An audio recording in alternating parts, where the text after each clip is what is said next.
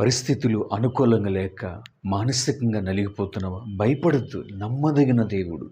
ఎక్కడ అవమానపరచబడ్డావో, ఎక్కడ తీసివేయబడ్డావో, ఫ్యాక్టరీ కావచ్చు, బిజినెస్ కావచ్చు, కుటుంబం కావచ్చు, ఎక్కడ నిన్ను హేళన చేసి మాట్లాడారో అక్కడే నిన్ను నమ్ముకున్న దేవుడు, నిజ దేవుడని యేసయ్య నేను తలగా నియమించబోతా. కేవలం చేయాల్సింది ఓపిక పట్టు. సమయం ఉన్నంత వరకు నా దేవుడు కార్యం చేస్తాడు.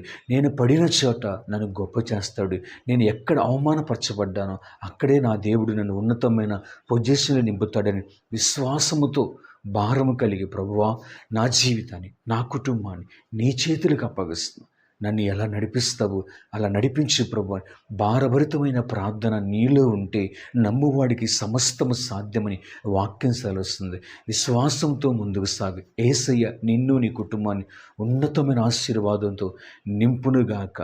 కేవలం ప్రార్థన మీదే ఆధారపడండి. Praise the lord.